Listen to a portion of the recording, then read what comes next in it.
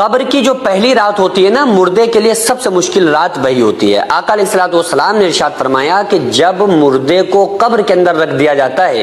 اور لوگ مٹی دے کر جیسے ہی اس کی قبر سے تھوڑی دور کو ہٹتے ہیں، آقا علیہ السلام نے فرمایا کہ قبر کے اندر دو فرشتے آتے ہیں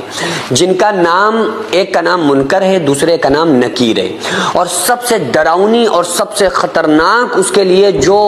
رات ہوتی ہے وہ قبر کی پہلی ہی رات ہوتی ہے۔ اور آ کر اس سے ایک سوال کرتے ہیں، اچھا یہ عجیب بات یہ ہے کہ چاہے ٹائمنگ کوئی بھی ہو، یعنی مردے کو قبر میں رکھنے کا وقت کوئی بھی ہو، اس کو عصر کا بعد یعنی ایک ہلکا سا اندھیرا سا ہو جاتا ہے، وہ والا جو ٹائم ہوتا ہے نا، وہ اس کو محسوس ہو رہا ہوتا ہے، اور قبر میں فرشتے آ کر اس سے سوال پوچھتے ہیں۔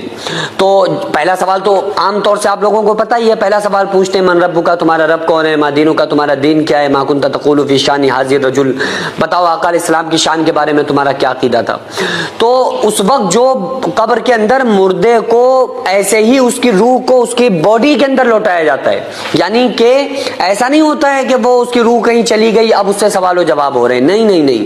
قبر میں اس کی باڈی کے اندر، اس کے جسم کے اندر اس کی روح کو واپس لوٹایا جاتا ہے، اور اس کے جسم کے اندر روح کو لوٹا کے اس سے پھر سوال و جواب پوچھے جاتے ہیں، اس سے اللہ کے بارے میں، دین کے بارے میں اور آقا علیہ السلام